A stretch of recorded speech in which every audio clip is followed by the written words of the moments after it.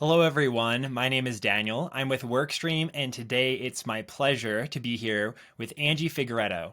Angie is the Director of Talent Acquisition at Dhanani Group, and she's agreed to share her wisdom and her perspective, kind of looking back on 2022 and then looking forward. And along the way, I think that everyone watching will be able to come away with some really good ideas and maybe some ways that they can improve their hiring and their retention for hourly employees. But Angie, it's so great to have you here. I really appreciate you being here. Well, I appreciate you guys. Thank you, Daniel, so much for having me. It's a pleasure. Yeah, absolutely. Before we jump into questions and tactics and all of that stuff, I wanted to make sure that everyone understands kind of the size of the Nani Group and the size of the operation that you oversee as far as hiring goes. Could you kind of just touch on, number of employees and brands and everything that Dhanani Group is over? Yeah, sure. So Dhanani Group, when I say Dhanani, I work for the Dhanani Group, everybody's like, what is that? Who is that? And then they start Googling and find some pretty interesting information. Dhanani Group, we have 13 brands under our umbrella that include everything from like Popeyes. I think we're the biggest franchise for Popeyes right now. We have Burger Kings, Pizza Huts, Wendy's, Sonics. It goes on and on. Total of, again, 13 brands. Overall, we have about 2,100 locations throughout the U.S. QSR, we have C-stores, and we have full-service restaurants as well. Today, I manage the Burger King brand, which is 562 locations, and also Pizza Hut brand, which is 386 locations. So those are the two brands that I manage. Wow, wow. You've definitely got your work cut out for you with that scale. And then I wrote down, is it somewhere upwards of 20,000 hourly employees Yes. that are okay? Wow. Yeah. So, and that's growing. The organization is always looking for acquisitions. So we're constantly acquiring different brands, and it's a family owned business. And so they don't acquire just like, 10, 15, 50 brands at a time. It's like hundreds at a time. Wow. And how long have you been with the Nani Group and then in the talent acquisition space more broadly? Sure. So I have been with Dhanani Group. I started January of this year. So it's almost a year that I've been with them.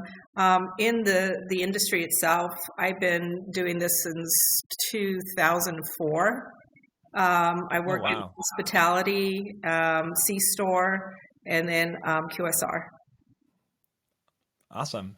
Well, definitely you have a lot of experience. And specifically, I love that you started at Denani at the beginning of 2022, because that's part of, I think, what we wanted to do today is to talk about, all right, let's look back as we often do, at this time of year. Let's look back and then also kind of let's look forward.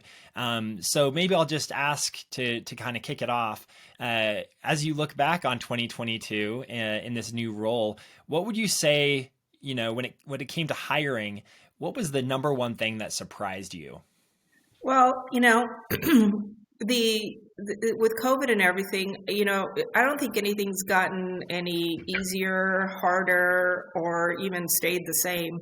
Um, I was just doing contract work prior to that, and when I came back to full time, I expected a whole lot of really changes to the industry, but I was quite surprised that there wasn't a whole lot that we were doing that nobody else isn't doing today. So, however, recruiting is always changing. For example, we don't recruit, or my team doesn't recruit today like they did the first of the year or even last month.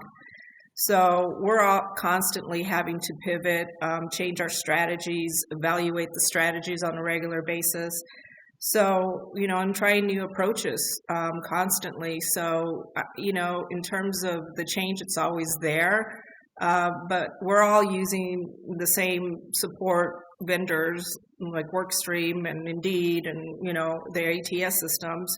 So I don't think there's really a secret sauce out there for us. I think a lot of it, the success comes from how you utilize those systems, applying the strategy that you have in place, and solid partners, not only with the operational side of the business, our partners there, but also our vendors.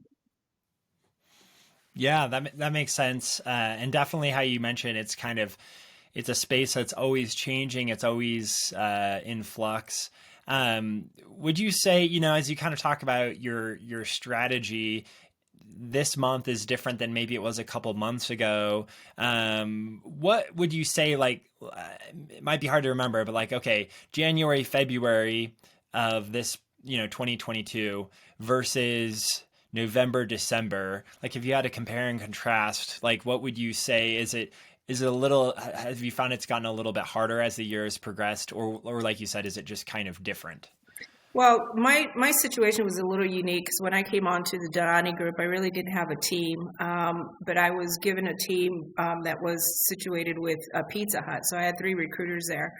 Those 3 recruiters didn't really have recruiting experience, but they were great operators. They had been very successful district managers, general managers, and they ran their operations really well. So I had to do a lot of training those first few months. Into like probably the middle of the year, we did start kind of kicking it up a little bit. We started introducing, really going after hiring events, trying to reduce our cost of postings. We are running on a very lean budget, so our creativity really had to kick in. And we had to really analyze, again, I had to look at the, bit of the strategy that I had designed for the year and how I was going to achieve it by the end of the year. And it was really to get people in the door. How do we get people in the door? We were kind of playing whack-a-mole at the first part of the year because, our operators were in desperate need. So stabilizing that was part of the strategy, and then continuing keeping the cost down.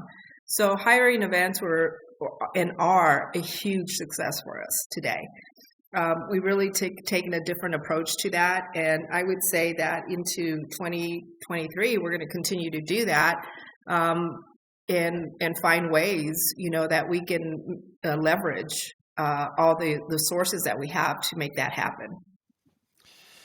Yeah, I'd love to kind of drill down into that a little bit more, if that's okay, because I feel like probably a lot of people watching this, when you say, you're operating very lean, you're expected to do more with less, like those are probably some things that are that sound pretty familiar to a lot of people in the talent acquisition space. So I'd love to talk a little bit more about the events that you said were extremely successful.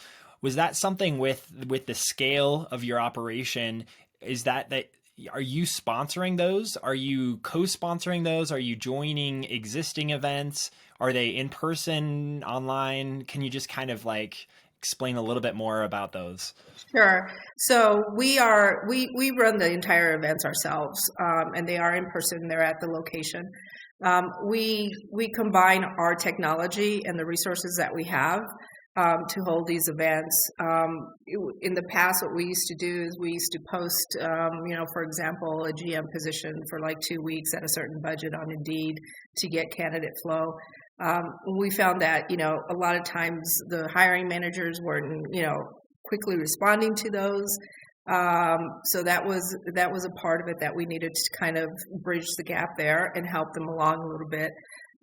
So we decided with the hiring events, the recruiters were going to do a lot of work behind the scenes to engage. Engagement is that's like the word we use today here. We are engaging with candidates, whether it's through, our text messaging, our emails, whatever source that we have a bunch of candidates, we will engage for those.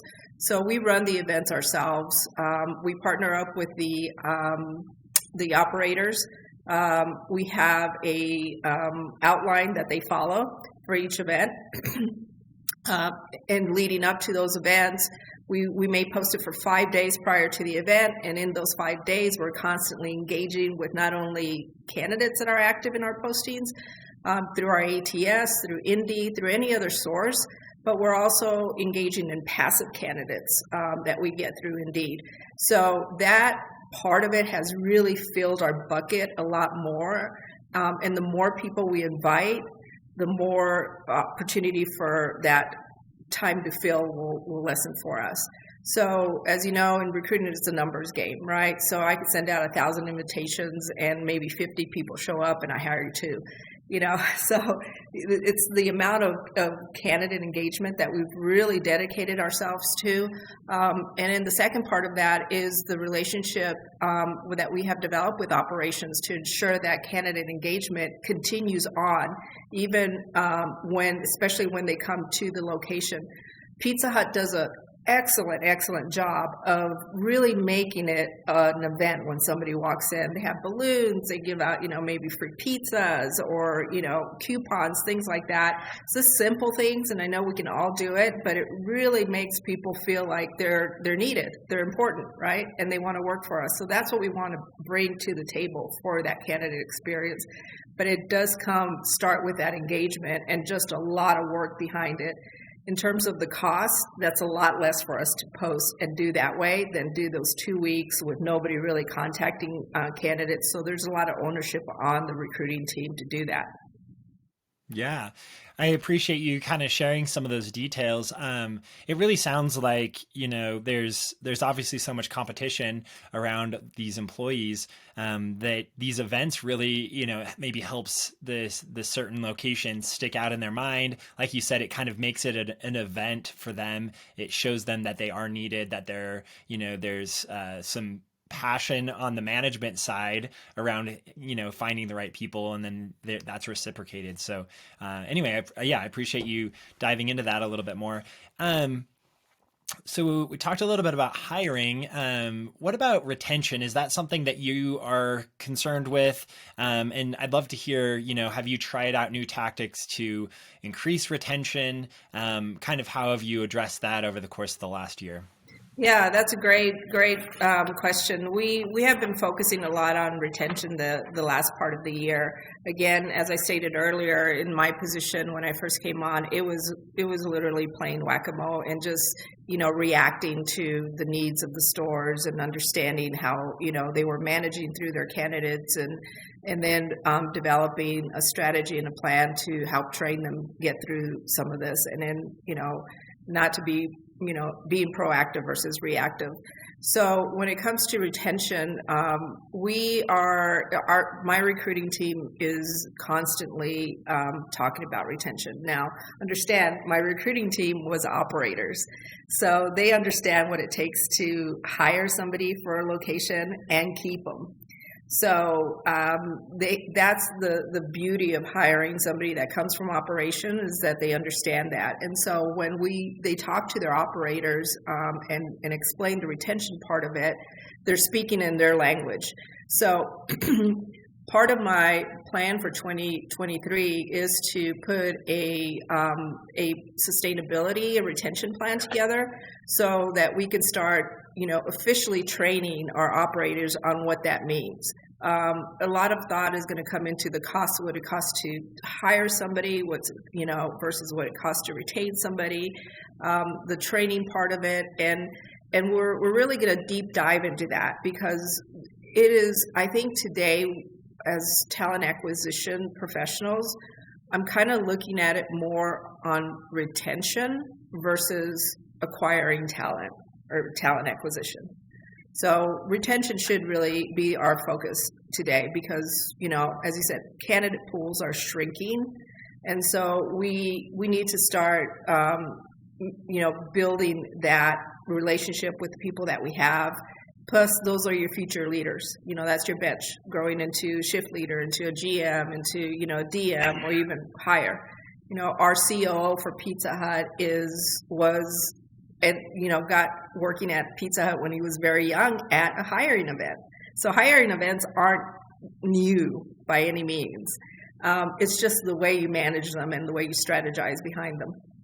But it helps. Yeah, yeah, absolutely. It seems like kind of the theme with hiring as well as retention, like you said, is it was a little bit of the whack-a-mole, trying to just keep up with things. But now, as the years progress, looking forward, you're able to maybe think a little bit more strategic, a little more long-term. What would you say? I know that this question is probably oversimplifying it, but for somebody watching this, and if they're thinking in their mind, yes, I totally agree with what Angie's saying. We need to do better on retention. We need to think more retention versus acquisition. What is like? What would you say is like the start here? Or I would recommend like these two things to like kind of shape your retention strategy. Sure. I think the number one thing I would say is, build that relationship with your operations. Even with Burger King, our operations team, we work hand in hand. The day doesn't go by that we don't have a conversation. A week doesn't go by that we don't meet with them as a whole, district managers. When you start building those type of relationships and they start understanding that they're just not out there by themselves, that we're here to support them and help them, develop these people, then it becomes a lot easier. In terms of like the retention on the candidate or the employee side, again, that's the manager's part, is that they have to be part of that success for that person. We want people to walk into our locations and feel that, even if it's, 3 months that they're going to work for us or have a career for the rest of their life with us, that from the very beginning, it has to be a positive environment. It has to be a positive experience. People they have the need again to be wanted and to be part of that success. So the managers have to be in there really making sure that the training is there. We train to retain, so that's kind of our model. But the relationship, I would just go back to the relationship with operations is so important. I can't do my job without operations. We don't sit behind a computer here all day long and just, hope that, what I call posting and praying, and hope that they get people in the door. We push people to get in the door and work with operations on that. Yeah, so many great things in what you said, and I love, to kind of drive. There's kind of a through line to these events where you kind of show, externally that you're excited for someone to join the company, but then, like you said, that kind of continues. Maybe not with balloons and the party atmosphere, but even after they're hired, it's kind of like there's that through line, right, where you're still kind of communicating the value, and all of those good things. So yeah, that makes sense. Yeah. And my team, and to do another part of our strategy, our goals for next year is to do, stay interviews, and really stay connected to the candidates that we're hiring. Right now, my team just handles anywhere from a GM and above. Hourly is all handled through the store, but even maybe reduce that into a smaller version of how the store can retain by having those stay interviews. A lot of times what we find is that the candidates, especially if it's somebody that we hired, they feel like talking to the talent acquisition team is a little bit safer space than actually talking to a manager. So they'll be a little bit more forthcoming and honest with us on what's good and what's bad. But we want to hear it all. So we want to make sure that we have a clear understanding of how we need to make some changes. And then make sure that information is communicated to the leaders. And it goes in the great thing about working for a family-run business is that, because I worked in corporate too, is that I have a direct line to the people that are making the big decisions. So that helps a lot, and they're very, very supportive of that. Yeah. So would you say, kind of thinking forward, forward to 2023, the year ahead, would you say that what you kind of just discussed, that's probably like your number one priority kind of on the acquisition side? Yeah, definitely. We also will start utilizing a lot of new things that the company has added. Any new vendors. We're constantly testing, and talking to different vendors. Automation is going to be a big part of it. We want to make sure that our operators, anytime we look at a new vendor to come in, we really look at the whole picture, but first we look at to make sure that it's easy for our operators to use. At the end of the day, we don't make money for the company. Our position, the stores do, and so they have to run stores. And with today's staffing, how low it is, sometimes we might have 2 people running a Pizza Hut, and that's tough, so they don't have time to go in and source for their candidates. So we identify those 911 stores and then put a little bit, more one-on-one attention to that. But in terms of our vendors, definitely automation is going to be part of it. For example, at Pizza Hut, we just got a marketing director. So we're going to be working really close with her to make sure that we already are out there on social media a little bit, but really step up that part of it a little bit more, and branding the company for more attention.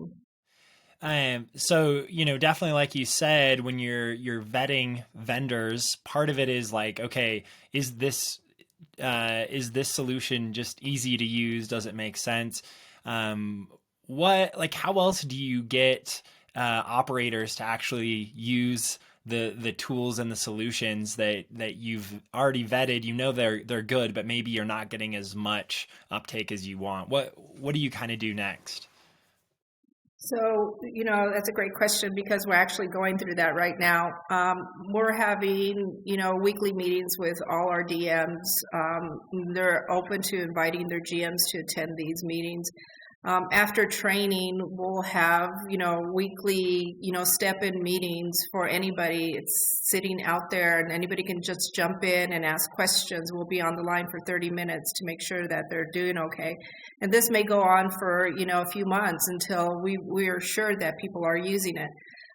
Those weekly meetings do show us the usage.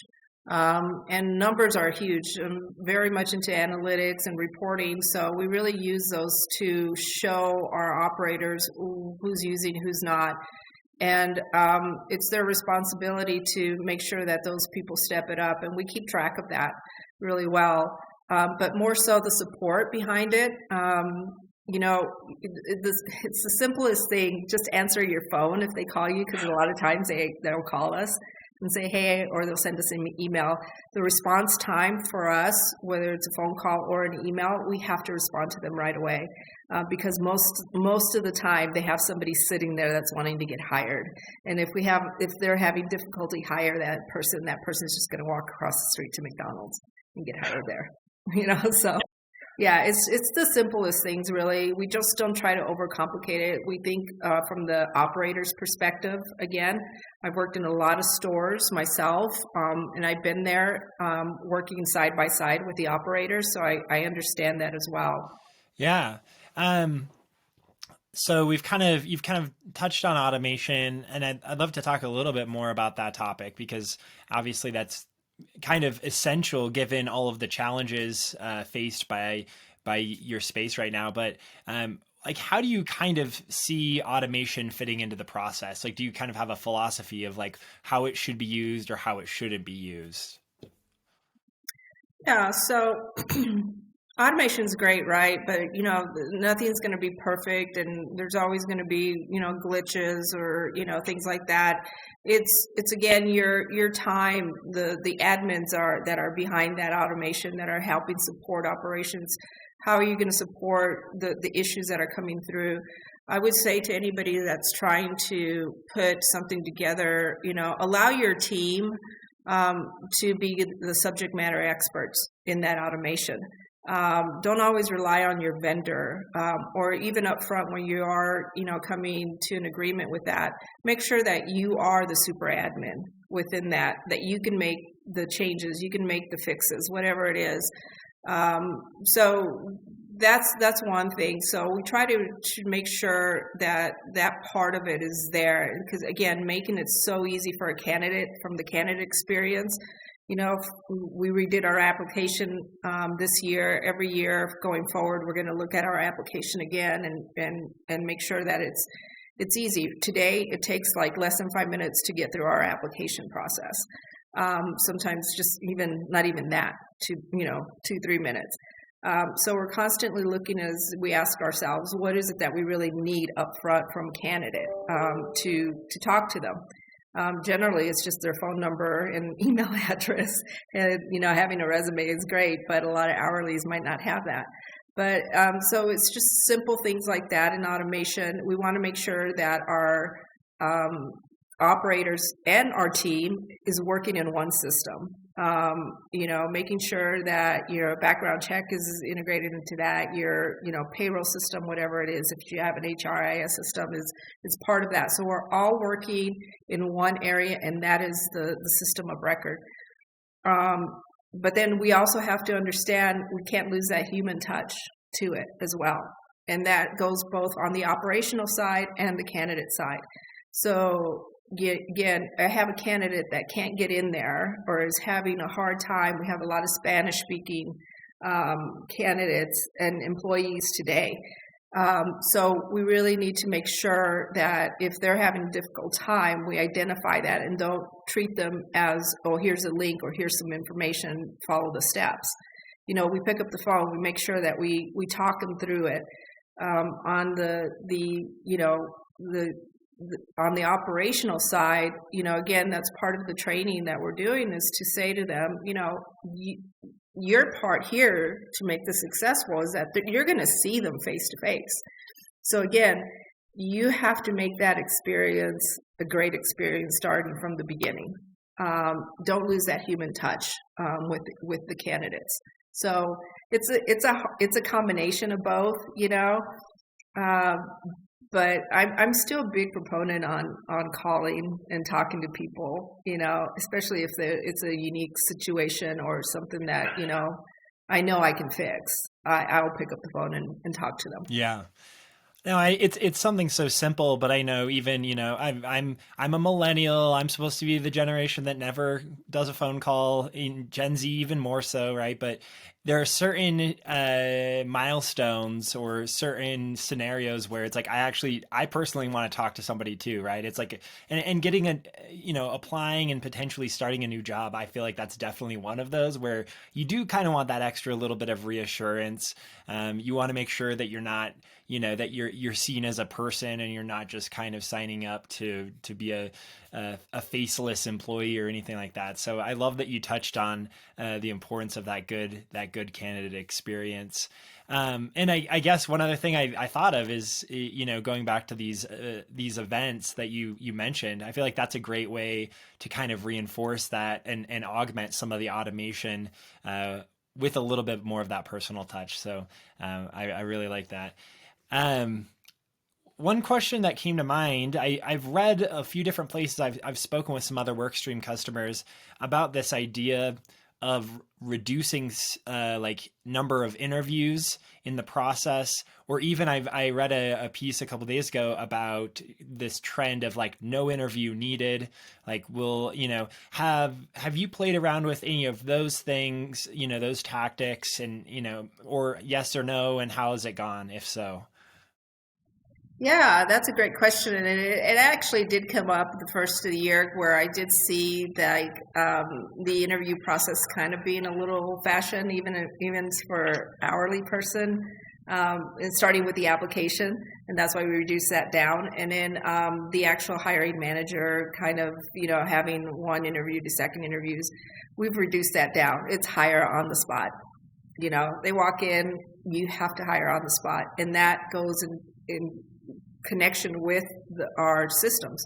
So again, if I can hire you right now, I want to make the way that you have to apply the easiest and fastest way, because I've got 30 minutes to get you onboarded here total, from my interview to my onboarding.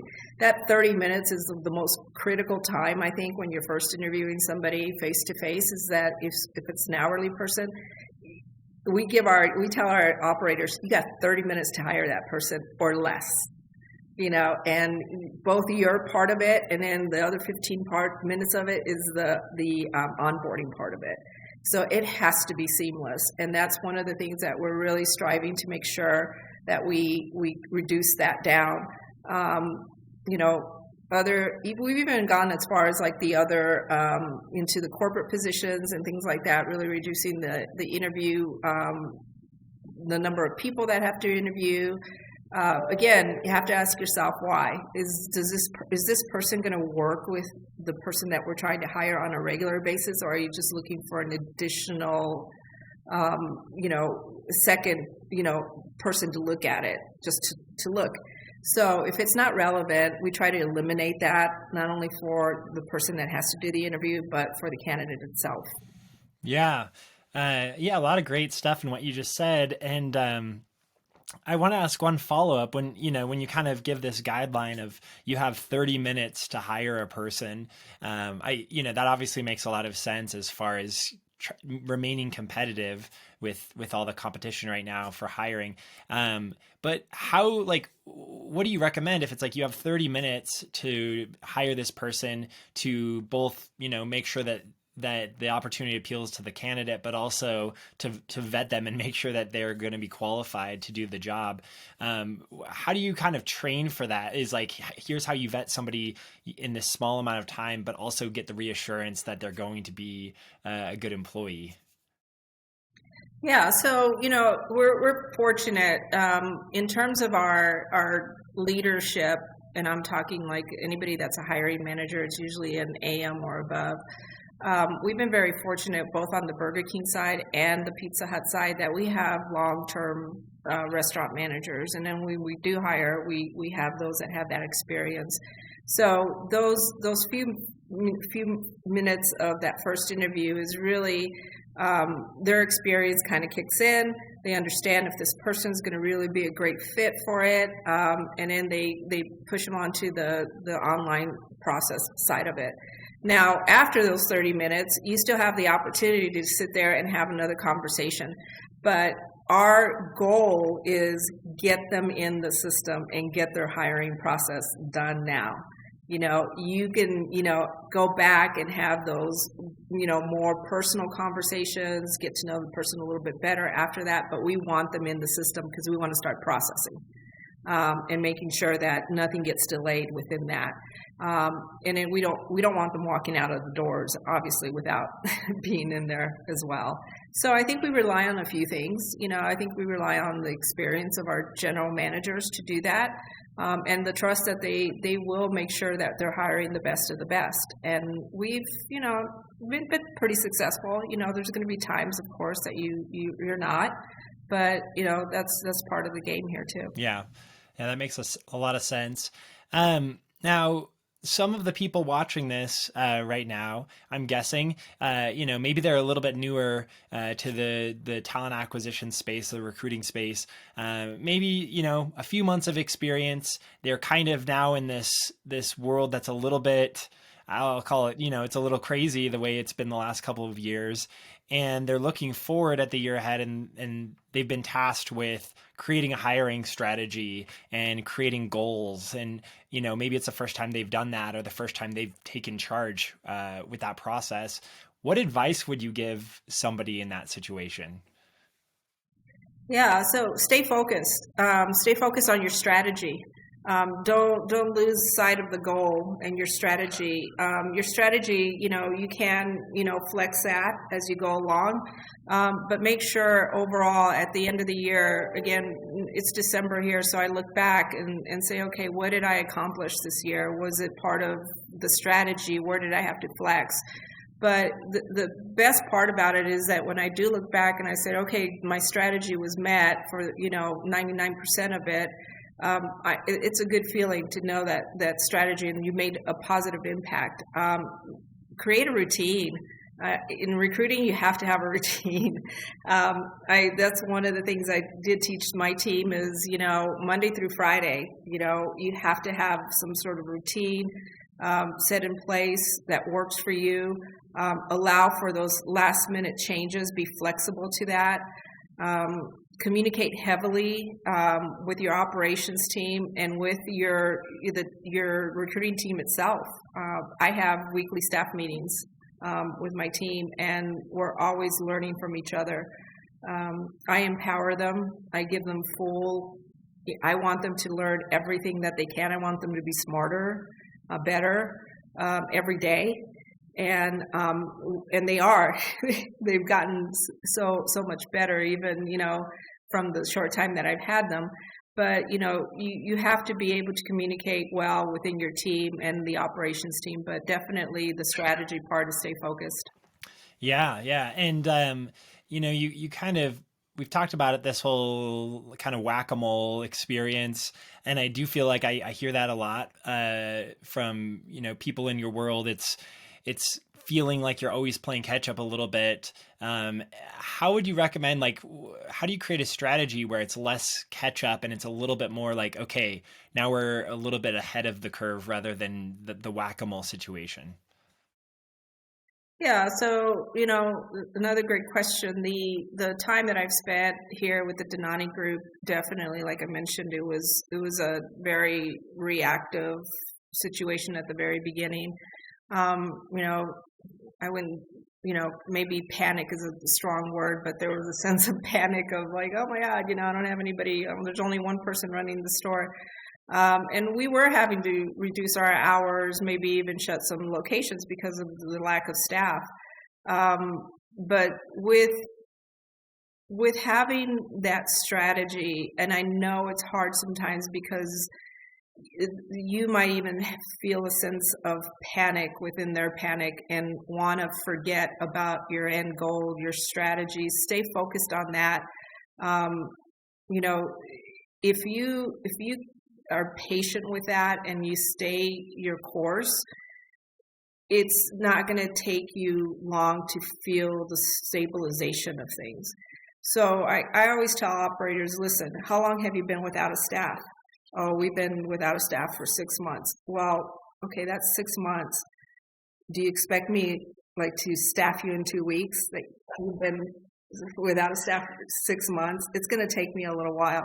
So work with me. Let's work together. Let's make sure that we do everything we can to get people in there. And on your part, the agreement is that you help retain. And some of our hiring events haven't been successful. We've not made hires, or every time we make one hire, I think it's a success to me. That's just how my head works. But if we don't make those hires, we identify those locations as 911 stores. Because if I go back to my reports or any analytics, I can tell that the candidate flow hasn't been coming in for these stores. So those are our 911. So we re-strategize for them. We develop a plan, a long-term plan for them. So long-term, we can't pull people out. I don't have a magic wand here. And operations is always, I think, thought recruiting can just wave their, magic and people are going to appear. It doesn't work that way. Again, you've been without for 6 months, and now you're calling me.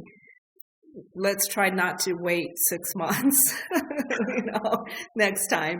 Let's continue, your hiring plan going forward. And that's what we're doing for 2023 is making that hiring plan for our managers, especially those identified 911 stores.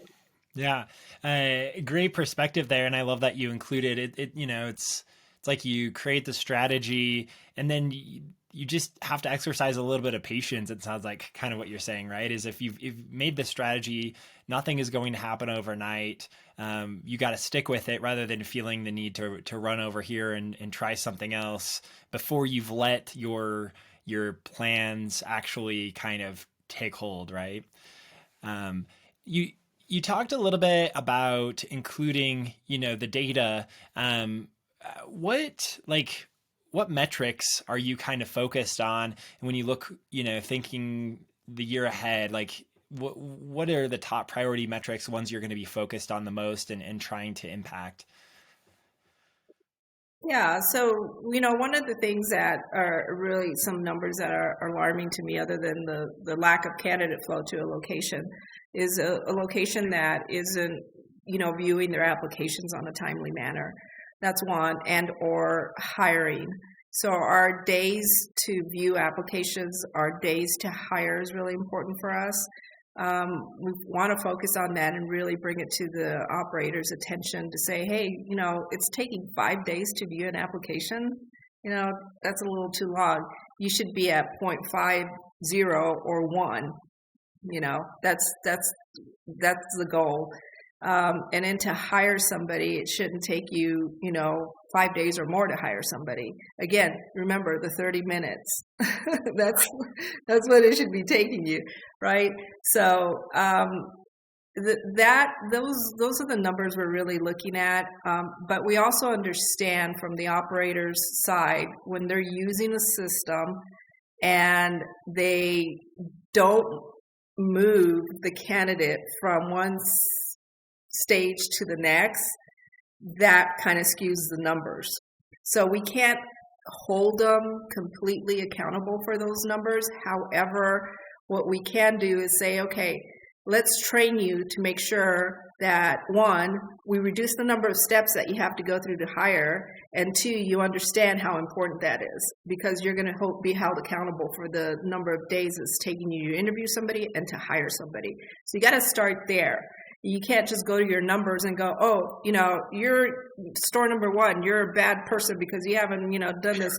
But I've hired people. Well, the numbers are telling me you haven't, So it's just things like that that really kind of matter to us to understand, again, the operational side of things and what those operators are going through, and give them the benefit of the doubt to say, okay, there needs some training here. And we need to make sure that the numbers that we're getting are correct. Yeah, and it fits back into our previous topic of vetting vendors, making sure that you know that they're easy to use, that this is something that everyone can get bought in on, with the right training and a little bit of time maybe. But now, we have a couple questions here. For those who maybe don't know, Workstream sponsors, we call it the On the Clock community, which is all for, talent acquisition professionals, those who basically care about hiring and retaining hourly employees. So definitely, Angie, you fit right in there. And we've got a couple questions that have come in, and I would love the opportunity to kind of relay those to you to address. Now, the first one is from Melissa. And maybe some of these we've already kind of touched on, but Melissa asked, how do you stay organized? Like, what are the platforms and other solutions that help you succeed in your role? You don't need to obviously go into all of them. I'm sure there's several, but maybe when you think of organization, what is one thing that you can recommend for Melissa? Yeah, so I think they both go in hand with your platform and organization, because you can use your platforms to create that organization for yourself. Again, looking at systems that we work in only, and I know there's going to be times when we have to go outside and, log into something else that we have to work in. But, making sure that when you do, decide to add an ATS system or, anything else, that works well for your processes. We're trying Workstream out right now, not on the ATS side, but the candidate flow side. And the fact that we can, if we do add ATS to that, there'll be one system of record that really kind of completes our entire needs for our company is a great thing. But making sure that you find those solutions that are going to add value and lessen and be effective and lessen the time that you have to spend managing it through. So definitely that, organization again, is part of it. That's great advice. Okay, Connie's question. Connie asks, do you have any recommendations for getting better alignment between the work experience and the job history that you're looking for in a role? So you kind of have this ideal in mind, but then you're getting maybe people applying that they don't necessarily align with that experience. What recommendations would you make, or what recommendations would you give to an operator who's running into this problem? Yeah, so it's a double-edged sword there, because when we post positions out there, anybody and everybody can apply. And it doesn't matter what kind of position, it doesn't matter how great and detailed or specific your job description is, people that aren't qualified are going to apply to that position. I get a lot of complaints from the field on that. Another way you can kind of mitigate some of that or reduce the lack of, people that aren't qualified is through your application process. But then at the same time, you don't want to lose people and, by having them answer more questions that they really need to. So it's a double-edged sword, and we're constantly looking to see, but you have no control over who can apply to your positions. Nobody does, right? And then you have other factors in place, unemployment, as some states require you to apply to different positions and record that. So we get a lot of that. And so we have to try to be, again, in the training for our managers to understand that, when they're reaching out to people and they feel that, they might not have the experience necessary or could have, maybe worked in retail, we also encourage them to look at transferable skills. And yeah, it's probably going to take you maybe a little bit more time to train somebody like that. But, there's that effort in there. And if you're making that effort to train somebody, there's a potential that person's going to stay with you. So it's really kind of, you have to look at everything and what you have control over and what you don't have control over. Yeah, definitely. It seems like a tricky balance. All right. One more question from the On the Clock community, which I'll mention. Anyone that's watching this is free to join. I'll include some links where you're watching this if you want to be a part of the community. But this question's from Jonathan. Are there any out of the box recruiting efforts that have worked well for your organization? We've already talked about those events that you've seen a good amount of success. Maybe is there any other recruiting effort, random things that you've tried that have actually worked? Listen, we try everything and anything all the time. We attend, we try to be part of the community around our stores.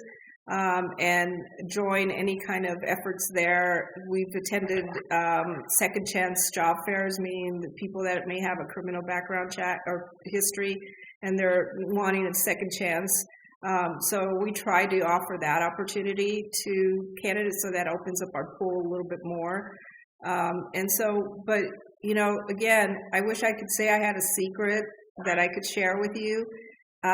But anything, and it may be an idea from our operations side that says, hey, Angie, let's try this, and we'll jump on it, and we'll apply what we can on our end to make that successful. I think it's to make anything successful or any recruiting effort successful is the engagement. And I'll keep saying that over and over again, both with your operations people and your candidates and applicants that are coming in. That engagement is so important, and that's how you're going to make things successful for yourself. Yeah, absolutely. Well, I really appreciate you just sitting here and letting me pepper you with questions, and then also relaying some from the community. It's just been, I feel like you've given everyone watching so much to think about, and then hopefully some things that they can include in their planning in the year ahead. I wanted to give you the opportunity, with all the things we've talked about, to maybe leave one final takeaway or one final thought with everyone here. Well, recruiting, you have to have a passion for it. You're a salesperson at the end of the day. You're selling your company. You have to be able to have a culture that's very inclusive, diverse.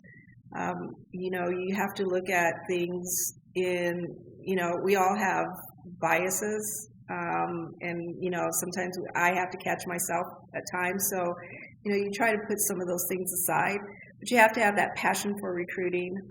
It can get monotonous. It can get a little bit, I do the same thing over and over again. It's a rejection too. A lot of times you get a lot of no's. You get a lot of people ghosting you, so you can't, got to put your feelings aside for all of that and just keep going. Um, and it's that, if you don't have the passion for it, I make sure that my team takes time off, or they get put on a project that just doesn't them requiring what I call dialing and smiling, all day long. So I try to put them on projects, make sure that they engage in that way, so that they use their mind in a different form and can develop that part of it, and have knowledge to it. If you have a team, empower them. Give them the opportunity. Make them, have them, give them opportunities to grow, to listen, have them run projects.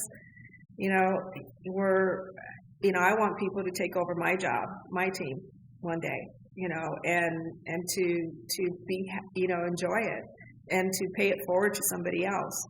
The people that we're hiring today, sometimes that's going to make a big difference in their life, so, it's important to make sure that you have that positive influence on anybody. Whether you give them a job or not, they should always walk away with their dignity and respect.